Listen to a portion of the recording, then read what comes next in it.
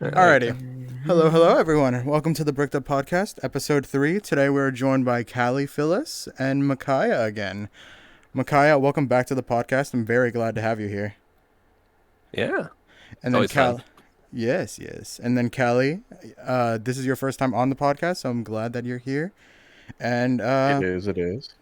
I'm very glad to have you guys because today it's kind of more of a different kind of topic. We don't have Flame on, we don't have Kana here, but we have Azure and Twy who are just going to be filling in, not really talking or anything. They're just chilling out here.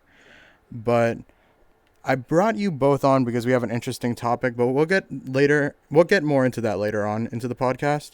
But first, Micaiah, we know you from episode 1. You and Twy both came on.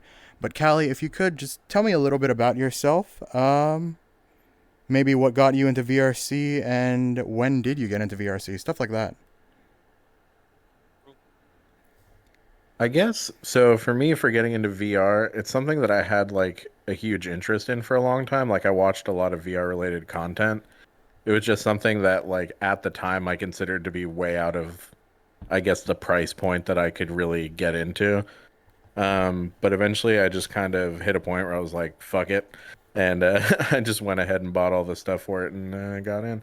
But the group of people I originally got in with obviously was all the people from Sakine's Discord. But since then, like I hang out with tons of people now. Always a good thing. Always a good thing. So, what kind of got you into like? How did you hear about VRC then?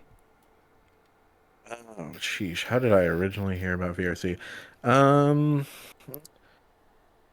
Probably through actually a couple of YouTubers that I watch sometimes. Like the virtual reality show was probably one of the first ones. And then a lot of people just like making docu-series on it. It's kind of where I originally figured out about it from. Gotcha. Docu series. I'm kind of interested. What do you mean by docu series and everything like that?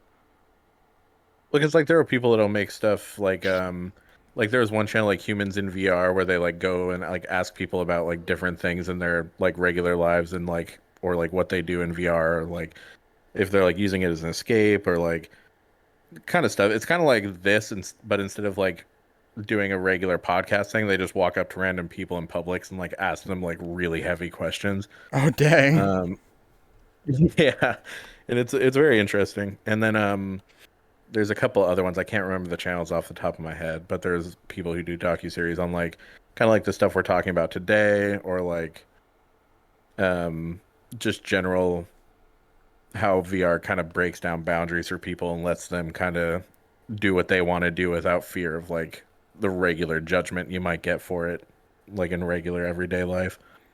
No, 100%, and I completely get that. And I mean, that's kind of what we're going to be talking about just a little bit whenever it comes to the main topic of this podcast.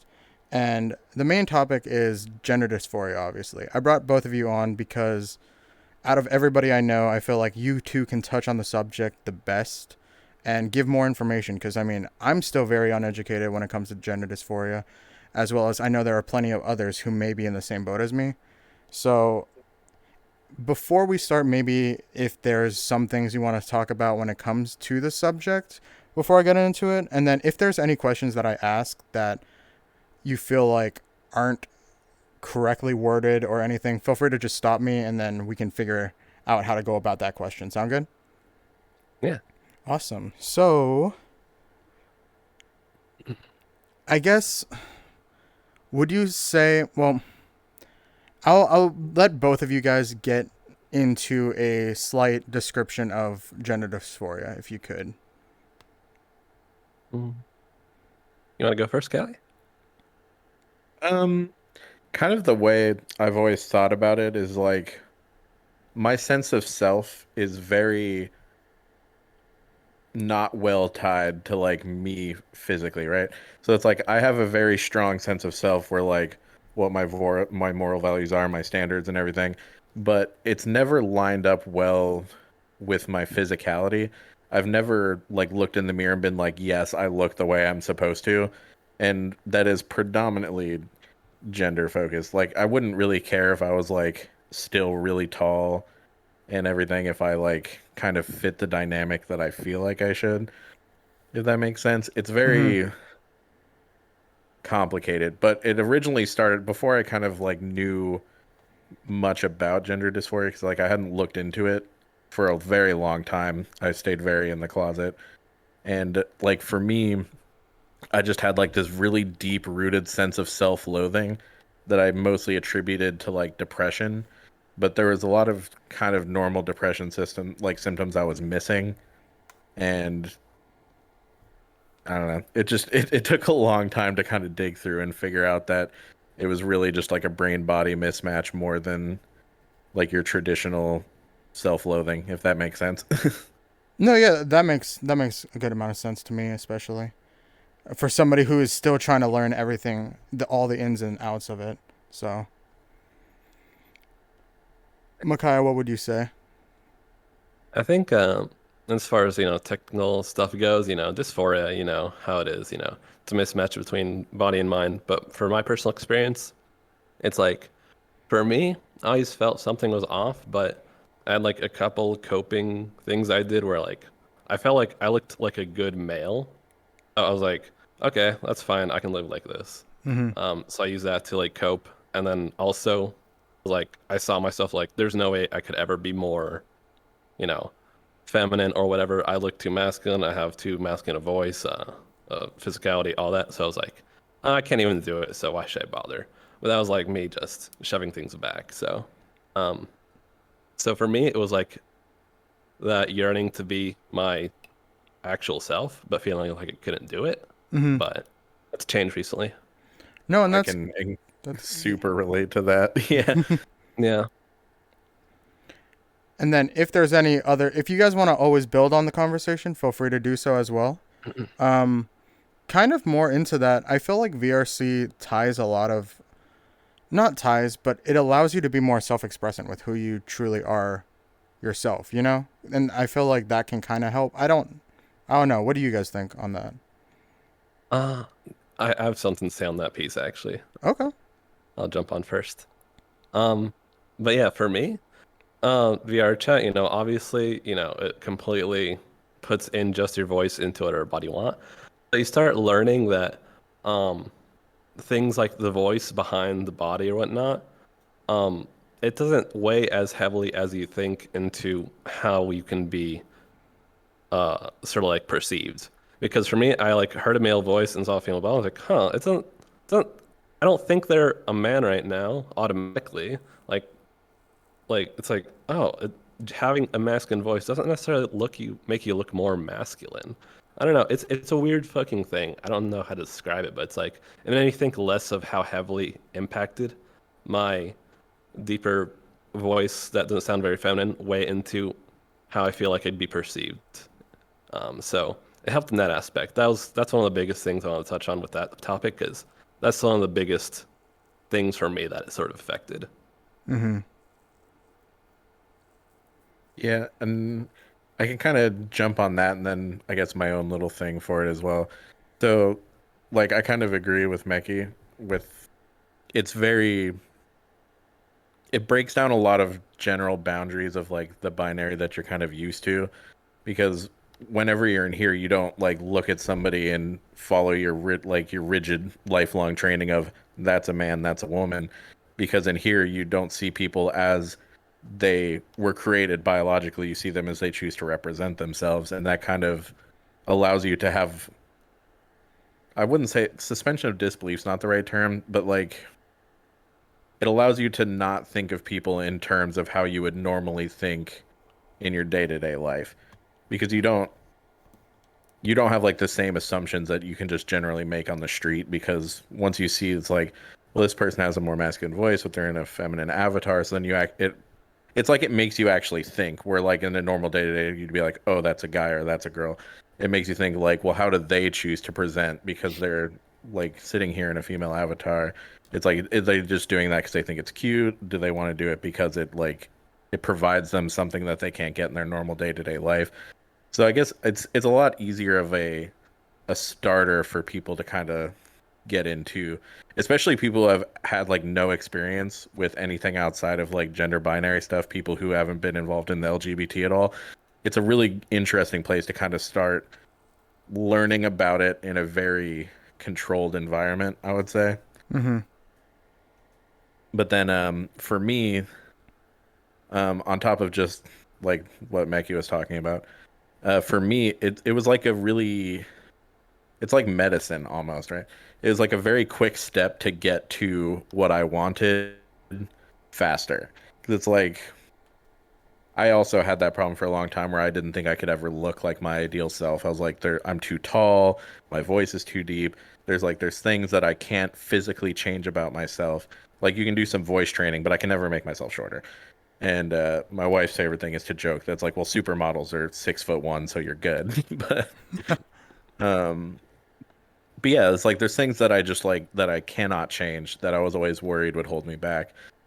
I've since kind of grown past that quite a bit, but in VR, you can just instantly make yourself into some form of your own ideal. So it's very therapeutic. Like if I'm feeling really dysphoric, I can just slap on my headset, hang out with a couple of my friends. If it's real bad, I can just slap a mirror over myself so I can see me and all my friends together and me interacting with people as I chose to present. And it really lets you kind of get into the mindset quickly and get a little bit of gender euphoria and kind of level yourself back out. I can completely agree with all of that, and I feel like we've gotten to the point of time where this stuff is being more openly discussed, and I think it needs to be, so there's no confusion. People are being more comfortable and open with who who they truly are and themselves, and there's a lot of people that are still misinformed with a lot of the information or anything else that is being told online. They may view it one certain way without even hearing the other side, and I guess this is just a form of that. And while some people might not be as open-minded towards it, I really do hope that we're moving more towards that kind of progression and everything. Yeah, Sure, I would for say sure. so too.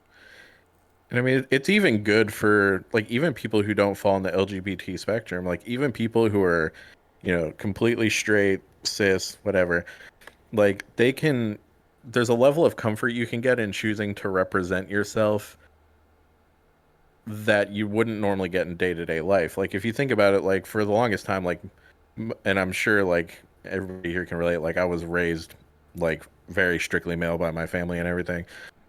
Like there's a certain amount of like you're a man, you have to do things this way. Like you can't show your emotions. You really have to like, hunker down, provide, be strong, and like keep everything in.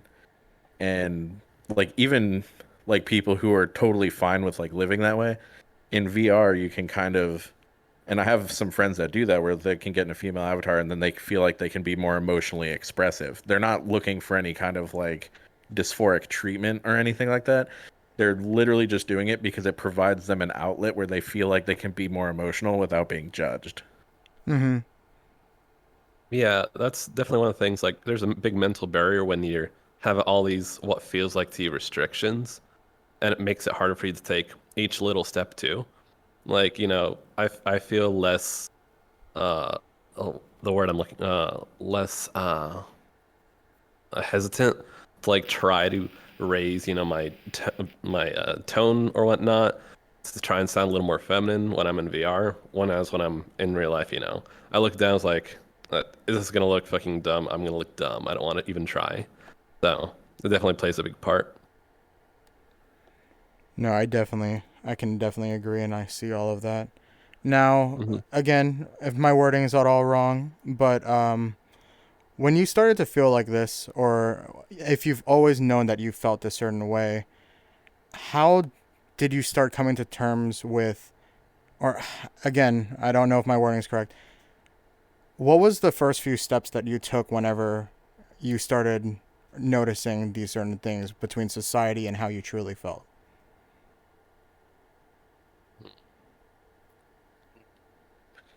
Um, I guess I can kind of start on that one.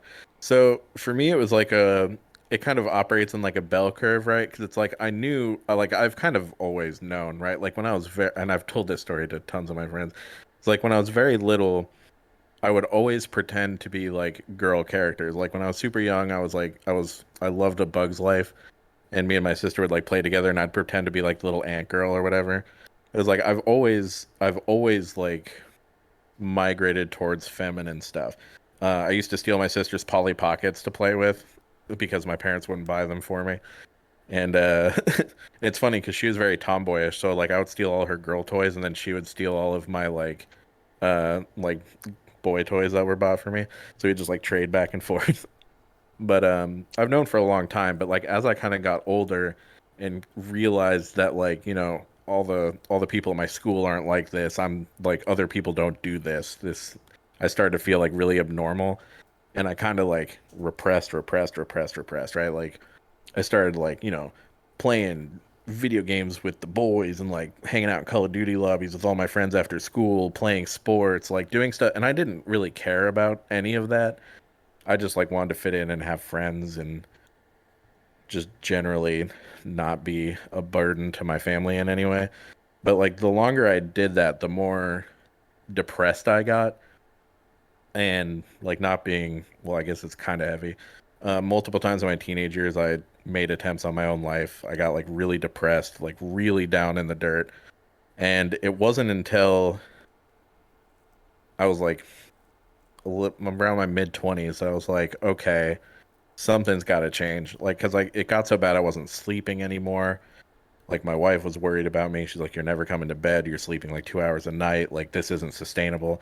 And I finally, my real turning point and everything is I basically like had a breakdown, and I told my wife like, here's all the baggage I've been bottling up for like 20 years, and she was super supportive about it. And that's kind of my turning point where I'm like, okay, maybe I can actually like pursue a life where I can do the things that make me comfortable and make me happy, and people who love me will accept me. People who don't, it is what it is. I'm tired of spending my entire life being miserable trying to cater to them. So that's how we ended up here. No, I completely agree with that. And like how you were saying with the fact of, I'm really glad that you were able to come to the terms of it's more just about how like how you feel instead of worrying about what other people are thinking about, because I feel like that's a hard step for a lot of people to overcome because they're worried about how other people are going to view them, their family is going to view them, their friends are going to view them, and it mentally affects them quite a bit, I can assume. So Oh yeah, it coming still does. yeah, I can imagine. But at least taking that step into, it needs to be what you personally want and what you need to do for yourself. That, I think that's a really good first step for a lot of people. But it's probably the hardest step to take.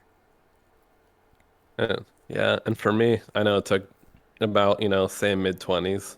Like for me, I didn't have quite as much certainty when I was really young. I think maybe I was like, I felt more like in the middle, like sort of like I don't really care about being a guy too much, but I was like, huh, but I'll just play the role until maybe like my mid-20s, where I was like, huh, I can be perceived in this way after, trying a few things, experimenting with some things here and there. It's like, huh, if I put a lot of effort into it, I could be perceived in this way. Then I sort of like left it at that for a while.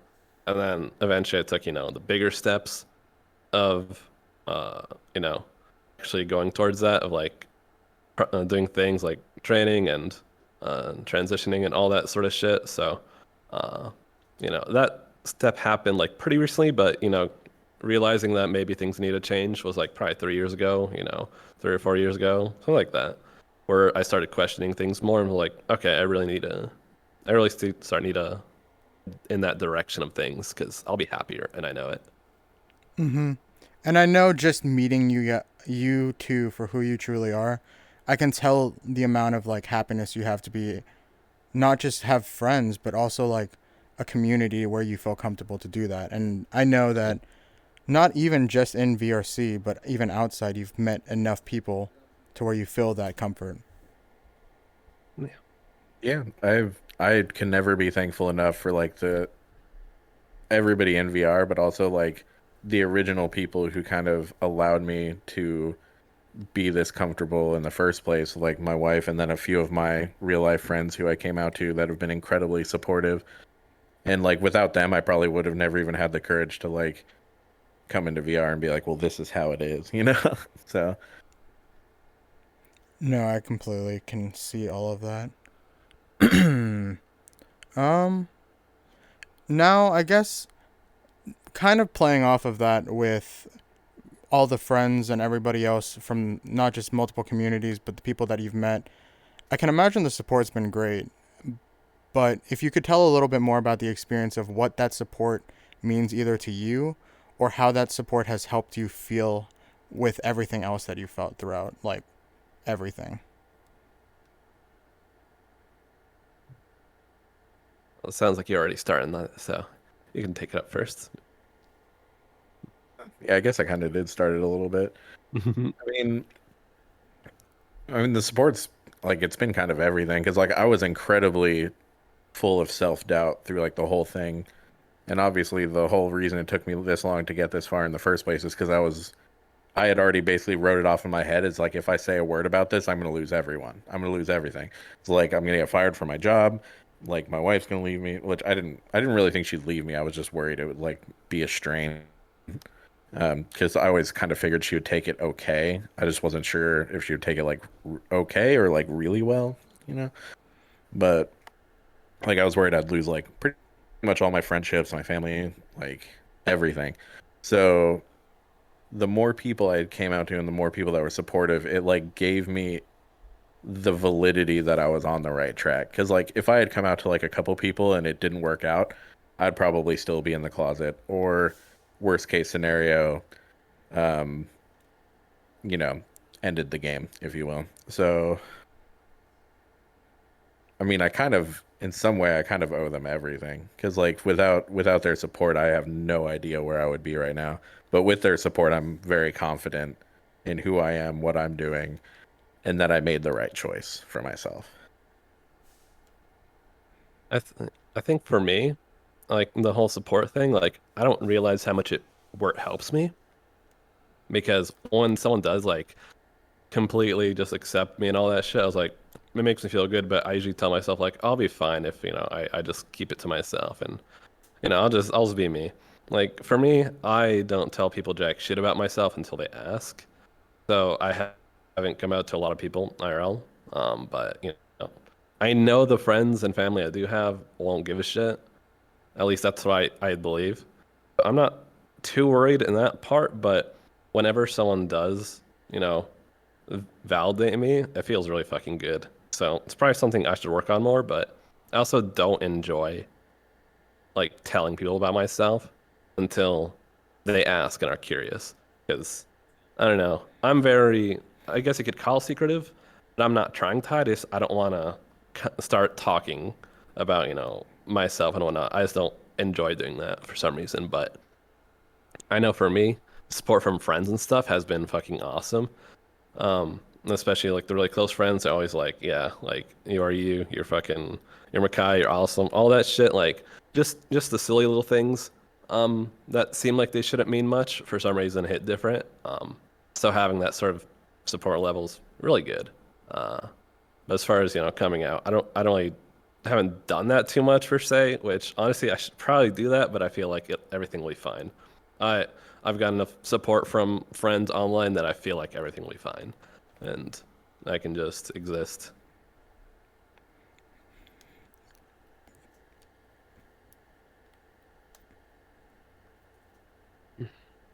So sorry, I was having some audio issues for a second, You're okay. but Now we left you speechless. I get it. honestly, I'm not gonna lie. I'm like, this is very informative to me, and it's like I can't even imagine what you guys have been through in your own like personal experiences, having to truly either just deal with what you have throughout everything. Because I'm trying to come up with the right words, because I know this is more of a sensitive subject, and I'm always wanting to be as respectful as possible, but just hearing about Callie, how much you went through, and Mekiah, I can't even imagine how much you've gone through just from how many times you and I have talked about. But it's it is more of a subject that I can imagine there's so many people out there who may not have been able to be as fortunate when it comes to finding a community or having accepting friends or even being able to come to terms with who they are, because as we get older, society just tells us, no, you're wrong for feeling that way or something. At least that's what I've seen growing up. Like, that's what people have been told. Yes, there are some people who are more accepting, and thankfully I've been around friends and family that have been like that, but I know others who have been not as fortunate. Yeah, And and Yeah, I and have something a little on that piece too. mhm, It's a lot more ingrained in us than you would think, the whole gender binary and expectations. Like even for me, internalized sort of shit, and even people who, think they're like, well, not think they are, but they are like very supportive. They'll still have a lot of things baked into them that they just it's sort of like baked into you as you grow up, like understanding gender as a binary and all that shit. Um, it's just things that until you revisit and like think about, like straight on, that you like try to rewire things. And even once you figure out things, the assumptions still come out as the first forethought because it's so hardwired at that point after growing up with those things. So even for people who support, everything and whatnot, it's still hard because of how hardwired it is. So it's a complicated fucking matter, but um, as long as people are trying, that's all anyone can ask for. and like yeah, and it's one of those topics that's hard to broach with somebody because it's just something that's really hard to comprehend for somebody who's never had to go through it. Like hell, even as somebody who has lived like their whole life with it, even I had a hard time like coming to terms with it, figuring out what it really meant for me. Like it's it's a complicated thing to even really explain. Like telling somebody that like you're disgusted with your own appearance, but not because you think you're ugly, but because it's just wrong. Like it's a hard thing to really wrap your mind around how that actually feels. I don't know. And like I've tried to explain it to people and I've had a lot of people who are like, I've had a lot of friends that are like I respect it, but I don't think I can really ever understand where you're coming from. And I'm like, I get like that's fine. Like I don't expect you to, do a like 8-year course study on trying to figure out what it feels like to have gender dysphoria. Like that's totally cool. But yeah, it's just a hard thing to really broach or really even understand where you fit into the whole thing. So mhm. Because I mean, along with the whole I believe it's LGBTQ. I don't know if I'm forgetting anything else. LGBTQ plus or yeah, LGBTQIA plus. IA. Got it. You can't forget our ace homies out there. True. But along with all of that, it's such a wide and broad spectrum that I feel like everybody's still trying to learn, and because everybody's having different experiences and everything else, it's stuff that needs to be openly discussed, I suppose. Now, I guess this is more looking towards the future, but what kind of things, and I don't even know if it's going to happen in my lifetime or any of our lifetimes, but I hope that we see progression in that. But what kind of progression would you guys want to see? Like at least from your own personal experiences. I feel like a really good starting place would, even if I could just get, or like people, like if you could just get people to understand how heavy of a problem it really is. Because like a lot of people I've known or interacted with have this very like skewed opinion that like people who are trans are just doing it because it's like, oh, I just want to be a girl or I just want to be a guy. It's like some kind of like frivolous like interest to them. It is a problem. Like it is a deep rooted like it's like I said, like it's heavy. Like I've obviously like when I was younger, before I kind of figured out where I was at with the whole thing, I had tried to take my life multiple times. I'm like, this is an unresolvable problem. It's going to haunt me for my entire life, and I didn't know if I was okay living, 70 to 100 years or however long I live being like that. Like this is it was too much. I was like, I don't think I can like handle doing this. But I mean, luckily I figured it out. But it's like not everybody does, and it's like an exacerbated problem because so many people think that it's not as big of a problem as it is. So even if you can't get everybody on the same page, if you could at least get people to understand that it's not just like a fun, frivolous thing, like, ooh, I just want to be a girl. Like, I feel like that would be leaps and bounds forward from where we are now. I think, yeah, for me, for sure. I just, as far as like how I want things to change, I want to get to a point where I don't feel hesitation or scared to do things or try things that I feel like would be more me. I don't want to feel scared to wear clothes. I don't want to be scared to try out like things with my voice and feel hesitant. I don't want to feel like I'm being weird or just not fitting what I should be. More of an internal thing for me. I'm definitely more hesitant. Maybe there's some external factors like, oh, I really don't want to be hate crimed or called a slur or something. That'd be great. Um, which honestly, I'm not too worried about, but at the same time, it plays a role. Yeah. Um, I mean, that's heavily reliant on where you live too. Like where I'm yeah, at, I could say the wrong thing to one person and it could get real yeah, bad. So yeah. So obviously that does play a role. But it comes internally a lot because I have a lot of internalized like stuff on that where like someone who looks like me shouldn't do this thing. Even though I would support someone that looks like me and sounds like me and tries the things I want to try, I would be super supportive. But for me, I'm my biggest critic. A real I'm a real asshole to myself. So it's a lot of internal bullshit I gotta get over, and I hope to get to a place where I don't feel hesitant more to do things that I feel like are more me. Mm-hmm. I feel like that would definitely be a good place where we could get. Oh my god, I'm breaking. I was you're breaking. back. Yeah, I'm in such a weird kind of setup at the moment, but I definitely would like to see a lot of progression towards that. And I feel like lately, at least just in the past few years, I feel like we've already seen a lot of those kind of changes. And at least I hope that it's come through maybe as much. I don't know.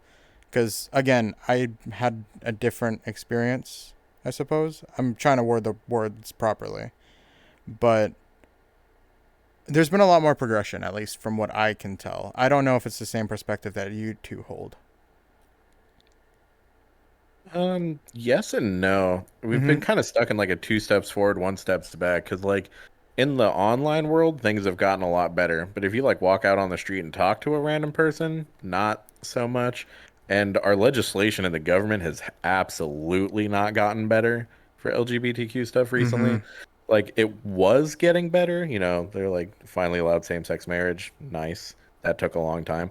But there's other ways we've been regressing, especially not just LGBTQ rights, right? But also like fucking women's rights and everything. Like we're very it's like we're trying to shove into the future, but we're like kicking and screaming against the past in the meantime. But I'm hoping within our lifetime we'll shed some of that off and be able to move forward in a more inclusive way. No, Yeah, I can agree.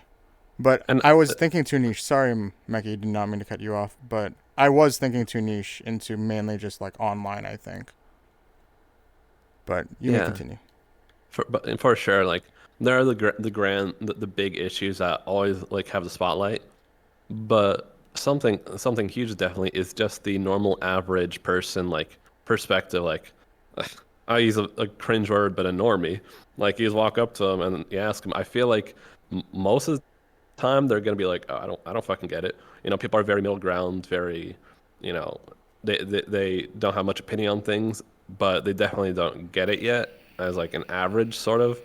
It's not, and I'm sure, but most people are, I think, willing to, understand things, but it's like it's a very like that people on average don't understand it yet. So it'd be nice to get to that point where people on average understand, but yeah, it's there's a lot of spotlight issues that take up the news and all that, which are obviously regressive Mm-hmm. and some progressive, but I think one of the biggest things is just having that. normalized understanding of things. No, I agree. It definitely needs to be more normalized, I would say. Oh, Twy brought out the camera. uh, Callie, Meki, is there any... I still have a few more questions to go, but I feel like because we're moving through different questions a lot, is there any topics that you also wanted to bring on and discuss about? Hmm. Mm, maybe. I was kind of holding out for doing maybe a closing thoughts thing if there's anything I feel like we didn't get to. I think we Um, still got a bit of time, right? Let me check. Like I'm pretty sure we got a usually good go amount of like time. an It's your hour podcast. 45 on these things, don't you? Yeah, it was like it's your podcast. You can run it as long as you want. Oh no, for sure. I definitely want to get into more subjects too, and I have Yes, yes. I still have, like I said, a few more questions, but since we've gone through so many different topics already, I was just not sure if there was more that you wanted to expand upon or even bring out Uh, into an open discussion. I got a random thing I like to bring up. I know this is something that I've been doing recently, but I sort of touched on that I'm someone that doesn't like to talk about myself or explain myself. I'm also someone that doesn't like correcting people about myself. And I felt like that has to change because I'm I tell myself, when I'm like understood wrongly or whatnot, that it doesn't bother me, but I'm pretty sure it does. Um, it's probably something that eats away at me that I don't notice. Like the simplest things, like using the right pronouns and all that. I don't try correcting people on that, even quietly in DMs. I just go with it. And I mean, I like have it like, I'll have like a roll or whatever and be like, if people notice that and pay attention, good. But if not, I don't correct people. That's been changing a little recently because I try to put stuff on the front and forward, and then I still don't correct people, but like for instance, I retext her these glasses, simple shit like that. I'm like, okay, if you get it, you get it. Okay. Where it's like I sort of put it front and facing, but I don't try to be in people's face because that's not me. I don't like doing that. But I don't blame people for doing that either. But I'm trying things that are in my style to help people be correct the first time around. Mm-hmm. And I don't know if anyone's like me in that aspect, but that's been fun to me in a way too. Or I don't know, it's cutesy in my opinion. So I like doing that, and it's been a lot of fun. Simple shit, definitely very cool. Having these like colors and shit, it's a fun thing to play with. So it's been good for me. Yeah, I mean, no, I can totally relate to that. I've spent a lot of time, even like as I've been like coming out and being more comfortable, like I still tiptoe around people a lot because it's like I'm always worried that I'm gonna like walk into a stereotype or something. Like I'm gonna be too pushy, and people are gonna be like, "Oh, Callie is just weird," and like tries to force their pronouns on everybody and gives them a bunch of crap for it. And it's like Yeah. it's a weird balance to play where it's like you want to be as unintrusive to somebody as possible while still being respected. And it's Hmm. like, and it's a hard game to play. And every once in a while, in some relationships in your life, you'll end up finding out that they're never going to be okay with it. And it just is what it is. And you either, then you have to either be like, am I okay with that from like like where I'm at, or do I just need to let this go? And that's always complicated too. But Yeah. it's just rough because it's like we shouldn't have to feel that way, right? Like you shouldn't have to Hmm. feel like you're being pushy just asking somebody to respect something that realistically takes almost no effort. Mm-hmm. Like once you've heard someone's pronouns, it doesn't take much effort to say them. And most people, like I mean, I'm sure everybody's seen all the online videos of people like really freaking out about it. But most people, if you get their pronouns wrong, they'll give you a light correction, or like if you realize you did it and you're like, "Oh, I'm sorry," and then you correct yourself. Most people aren't going to get that upset. I know I don't. I haven't really seen Mekiah ever get very upset about it. It's like as long as the effort is there, it's okay. But a lot of people don't even want to put in the basic effort, and then Yeah. that hurts. Mm-hmm. But There's definitely something I want to play off that. Definitely meme culture and internet culture plays a huge part in that hesitation to be corrective at any degree. Because No, it was baked into memes, at least probably pretty solidly in like 2016 and forward, where, haha, blue hair, that's JW saying you didn't use my right pronouns. Like people play into that and love those memes and fucking joke about those. Haha, identify as a fucking helicopter. All that bullshit, memifies and jokifies actual struggles of people. And I understand it's funny to laugh at people being flagrant and ridiculous. But when you make that into a joke, it's like it makes it harder for people that just want to calmly correct people and be like, no, this is actually who I am. It makes people hesitant, and I think meme culture and all that shit play a huge role in that. And yeah.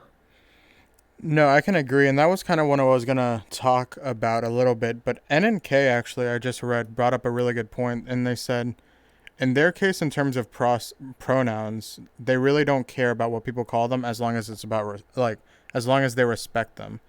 And I feel like that's a really big part with the entire with getting people's pronouns correctly. Yes, there Mm. may be people who accidentally misuse them, but it also comes to how well are they using them to respect you, because you can correct them and everything, but some people just blatantly ignore the preferred pronouns, I believe.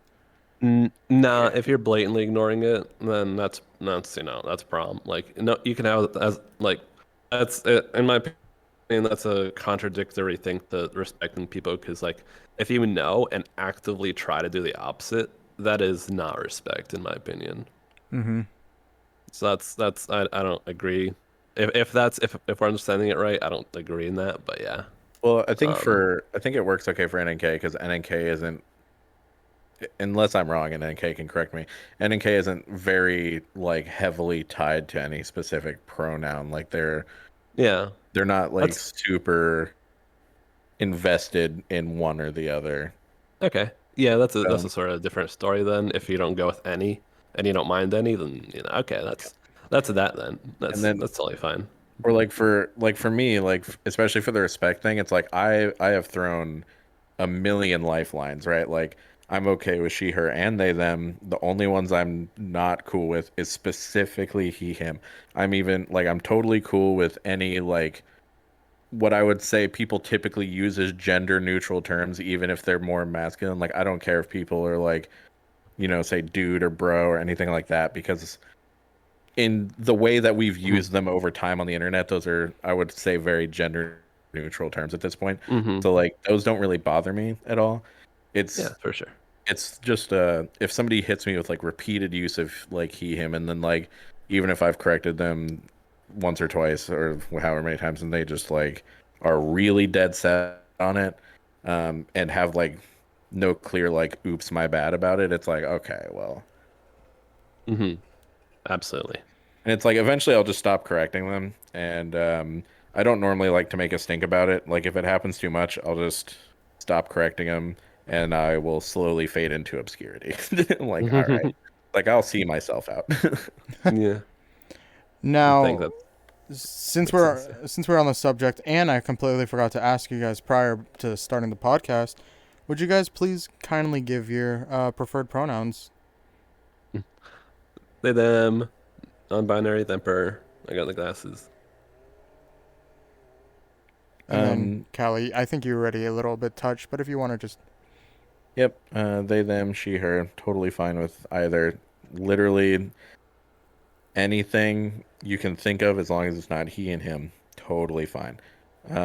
I do have a leaning preference towards she, her, and they, them, but literally as long as you don't call me mm-hmm. he, that's really about it. Now, I know you also brought up the fact that some people do end up getting or acting out, I will say, if their preferred pronouns aren't used. And I know not everybody's like that, but in those cases, is there any way to possibly even like try to neutralize the situation? Using their pronouns correctly. But I True, mean, from step one. other like some people are more, we'll say, passionate about it than others. And I don't think there's anything wrong with that.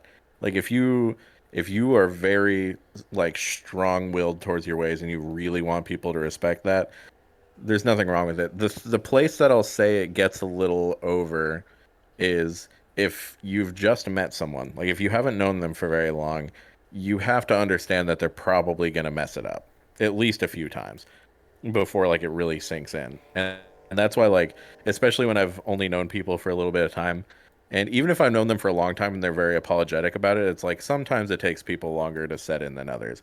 And that's so it's okay to like want people to respect your pronouns, of course, but there you should have a little bit of empathy for the other side also.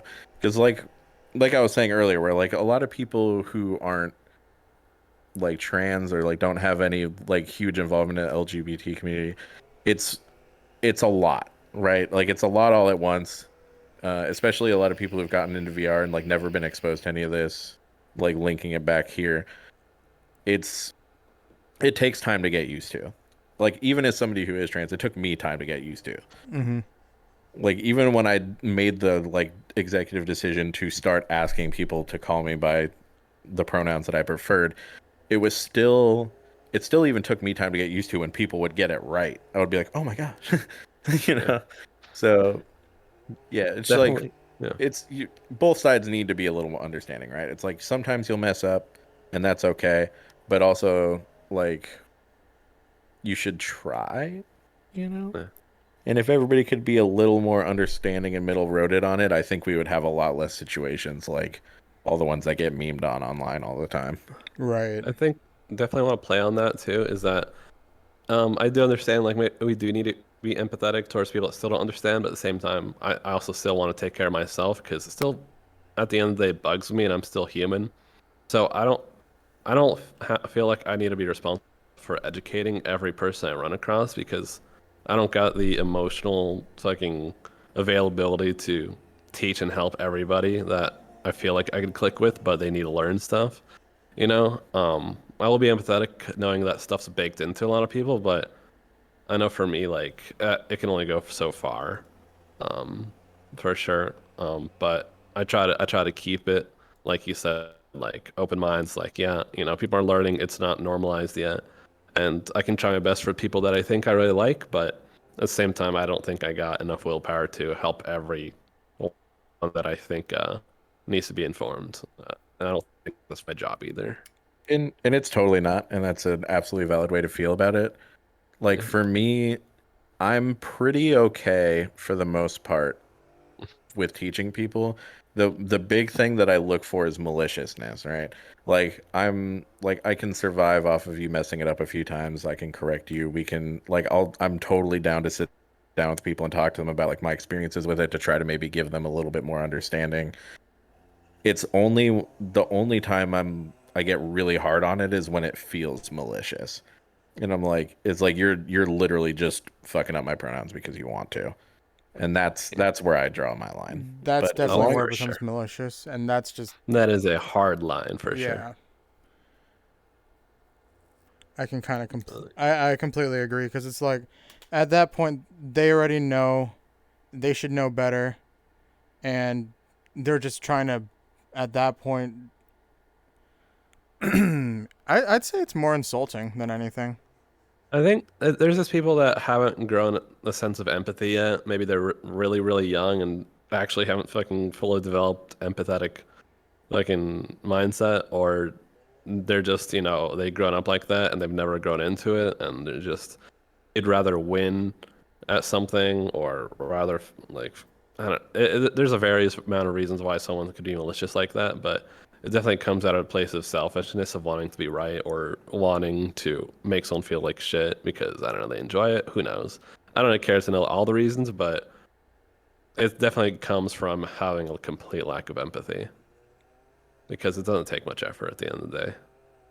I agree completely.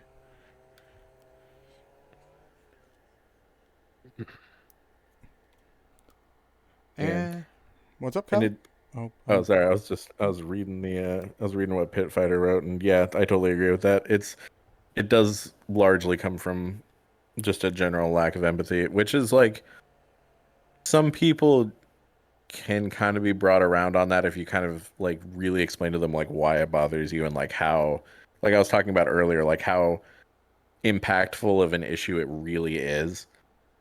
Um, Hmm. but also like Meki said earlier, like that's to some degree that shouldn't be our responsibility.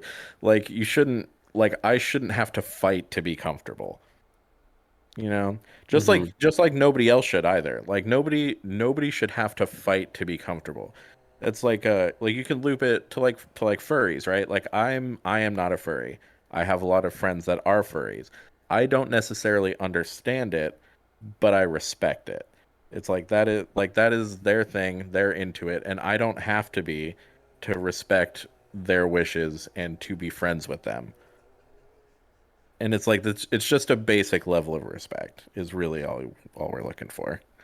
Yeah. I completely agree with that.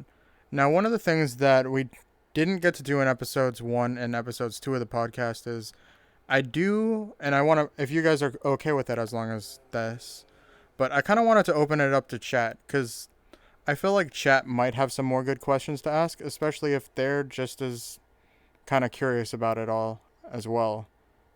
And Okay. my Yeah. my trackers just Yeah, keep I, dying. But I've had yeah, it up open I'm right down here. for it. So yeah, all right, chat. If you guys have any questions, feel free to shoot them in, and we'll probably take maybe like how long have we been going for? an hour now. An hour now. So we'll probably take maybe 2 to 3 questions. No, 3 to 4 questions. We'll see how long each of them goes. Yeah, because it's been an hour, but also you went live like 10, 15 minutes before we actually started. So realistically, Yeah, we've been going for about 45 minutes. and that's fine. Like, Yeah. yeah. Let's see. I had a statement, but I think it got answered already. Let me see. Riv, what did you say? And my OVR stopped working again, so great. Oh, rip. It's been going on and off all day. But Riv, if you do pull up that question again, we can make sure to answer it. Yeah, I think I'm assuming it was when Rin was talking about like the only time they've had an issue with talking about people's pronouns was when somebody got immediately offended by it because they were under the impression it's common knowledge instead of just respectfully informing the correction, like instead of like just being like, "Oh, hey, I prefer this if that's okay," right? Like, Mm-hmm. and yeah, we did kind of go over that, but yeah, no, I agree. It's like it requires respect on both sides for anything to really be productive for anyone. Because like just like you want them to respect your pronouns, you need to respect them as a person, their like emotional and physical intelligence. Like you need to you shouldn't just blow up on somebody. It's like you should know this. What are you dumb? Like you should already know what my no. It's like if they don't, correct them. If they're cool with it, awesome. If they're not, casually remove yourself from the situation. It is what it Yeah. is. Mm-hmm. There's definitely some level of pain that individual probably went through because like they've probably been run through the fucking dirt to the point where they blow up at new people, which I understand that. This sucks probably. Their life is probably a lot worse than mine if they feel like they're at the point where they got to blow up at anyone that messes up. Um, but I think don't let it affect you, for sure. Um, I just have empathy for that sort of shit because I know people just fucking joke about people like that all the time, and people are about the end of the ropes on shit. Now, But I try to be mm, very like forgiving as well, like Kali said. Yeah, absolutely, Pit Fighter. You totally mm, get it. Yeah. It's literally just like any other relationship in that sense where it's like and it doesn't like you can relate it to anything even if it's not like LGBT or trans stuff. At the end of the day, like people have their differences and you have to either come to a point of mutual respect or it's just not gonna work out. Like something's gonna boil over at some point. And that can be true for anything. Let's see, and then K put something in there too. he said something a Um, lot earlier, and I thought I read that off. He said, let's see. yeah, they Do you feel put a big discrepancy between IRL and online when dealing with pronouns? Oh, absolutely. Hmm. Holy. Okay, so yeah, no, my general comfort with all this is much bigger online. My pronouns are much better respected online by far. Um, in my immediate day to day, not so much because I mean, I work from home. I mostly interact with my wife and a couple of my very close friends that are IRL friends, but I primarily hang out with them on the internet. So yes and no. So it's like in my day to day, yes, but if I'm interacting with somebody who didn't already previously know about me being out, oh yeah, no, it's so much easier online. People are generally much more receptive to it. Yeah, it's definitely hard to draw too many comparisons between the two because based on like how long you've been around certain people in real life and online is much different, which plays a factor. Where you go RL and where you go online plays a big factor. Like, if you walk into a gay bar or fucking LGBT like area, you're gonna get the same treatment as you get in the online circles you go to if you join a server that's like super open and kind to people in that respect. But Yeah. if you walk on the street, you can't really compare that to, going into a friends plus lobby and VR chat that everyone's friends with each other and super respectful. Like it's I guess it's a little unfair to compare those two, but Yeah. definitely depending on the space. That's actually you gave me an idea. That's a better way to compare it. So, for both in person and online, if I've known the person for a long time, it's pretty equal because the people who've known me in real life for a long time, when I come out to them, they don't tend to loop that as like my only category that they know about me, where they're not just like, oh, that's Callie, they're trans. Like that's not the first thing they think about. They're like, oh, they've been my friend for this long, we've done this together, blah blah blah. And also, right, like it's since it's more of an afterthought in that case, I don't generally get as much kickback about it. So it's pretty comparable in real life and VR in that situation. Yeah. But if you're going specifically for I haven't known them very long, like the internet and VR chat especially, but the internet is generally much more respectful if they haven't known you very long than people are in real life. For sure. Hmm. What else? What else, chat got? Any other questions, chat? Any inputs y'all want to give? Hopefully. I've been having to mess around with my audio, and hopefully you guys aren't getting too much background noise from me. Because Yeah, I'm Mugatu should have kicked me a question because I've talked to him at length about this stuff. He, Mugatu? Is this a call out?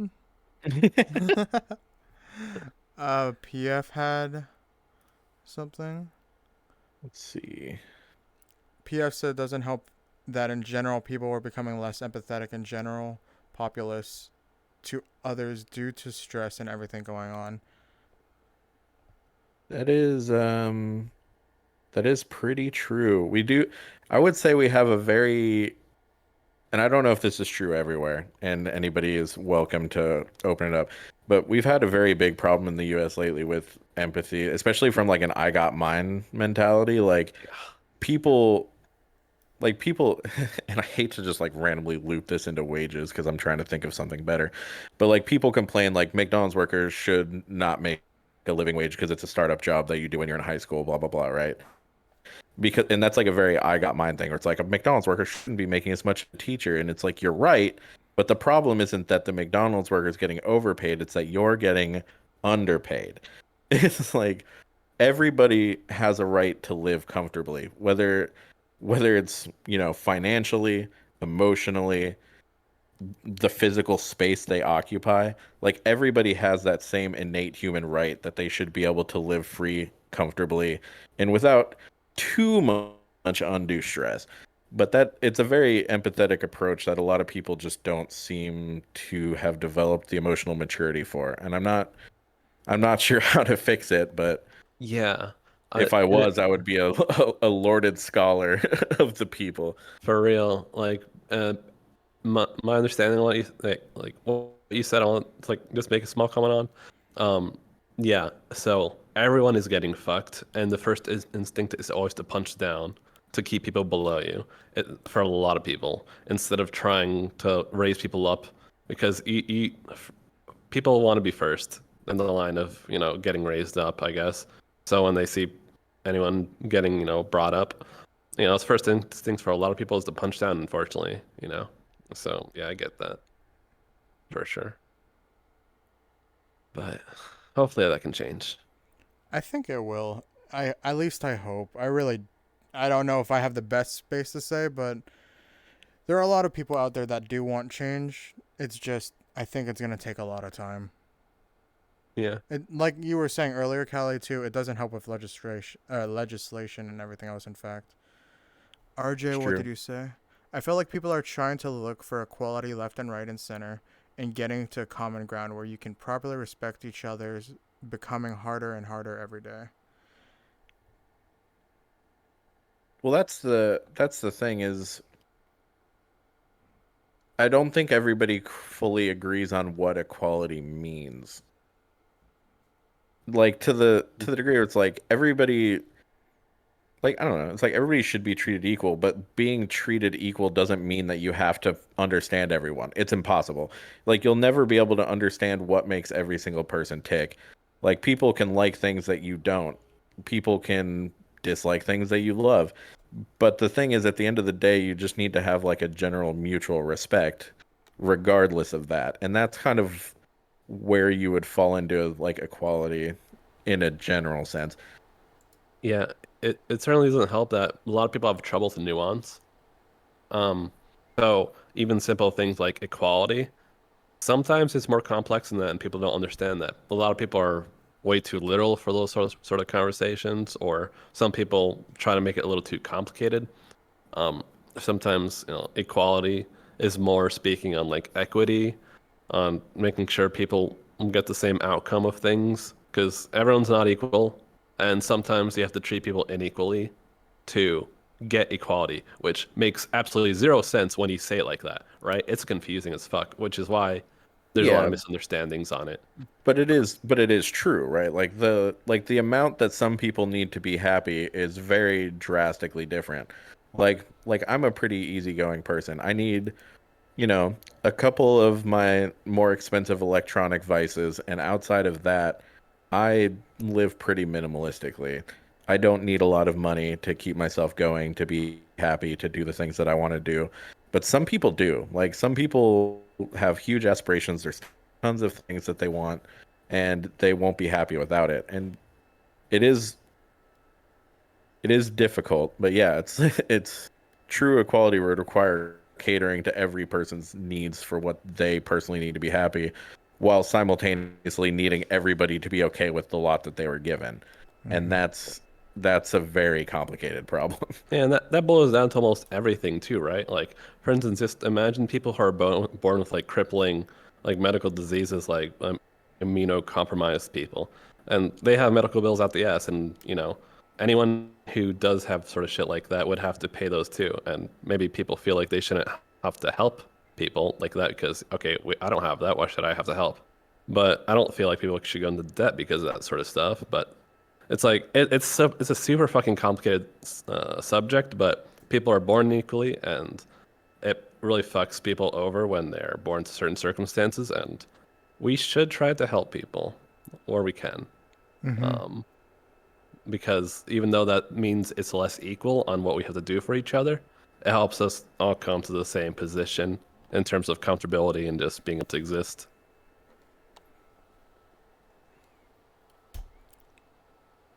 Speaking of Yep. comfortability, I just have to keep changing positions every single time I want to move anything on my monitor because OVR's not working. You're okay. You got one hell of a setup to use there. Oh my god, I do. But I see GM type something. Uh,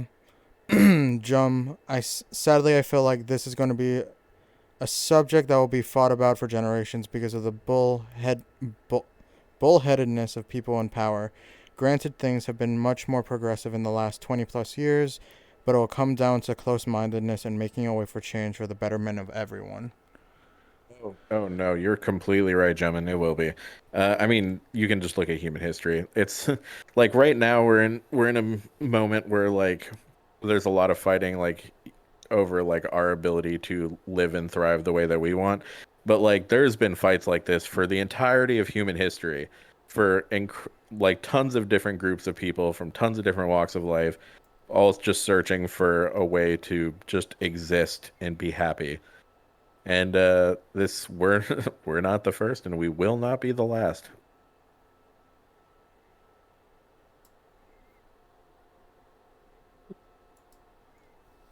Ugh, there we go. Now hopefully I won't be able to need to move too often.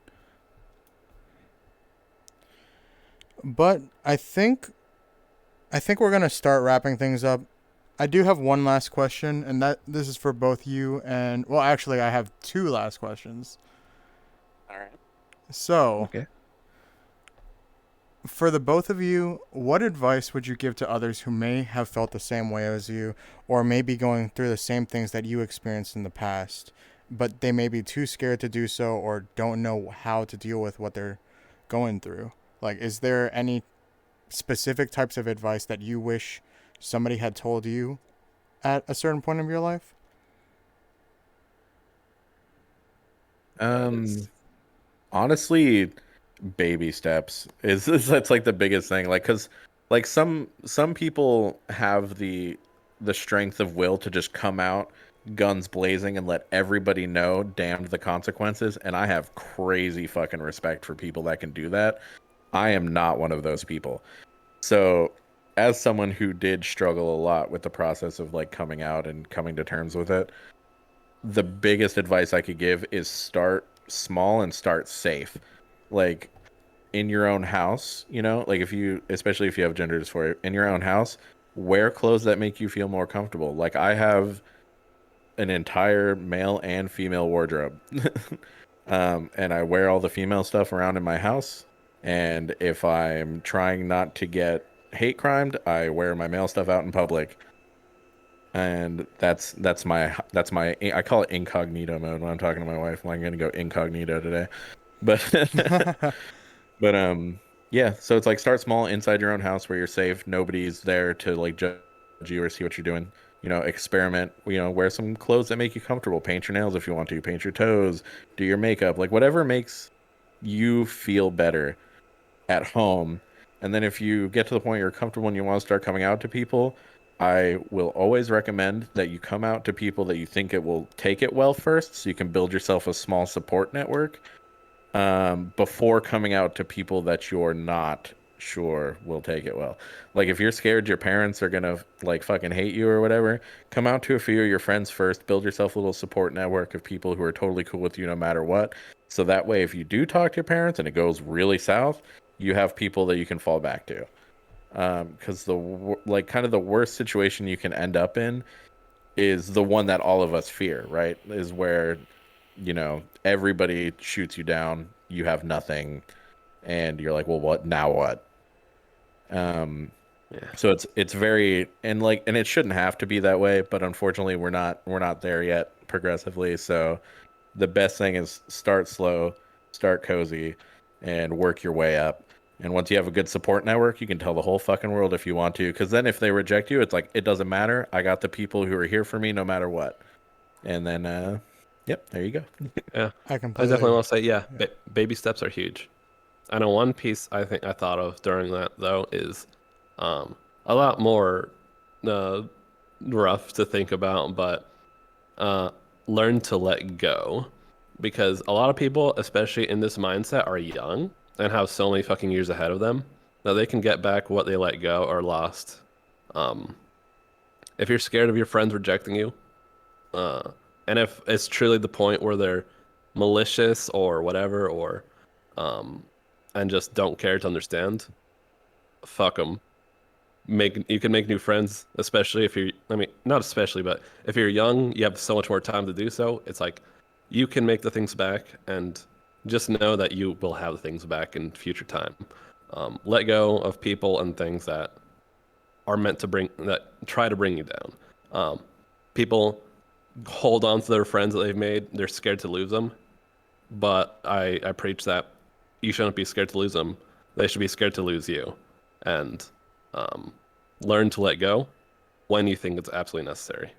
Um, I know there's some more nuance to it. Like maybe there's a financial aspect to it with your family or whatever, I understand that piece.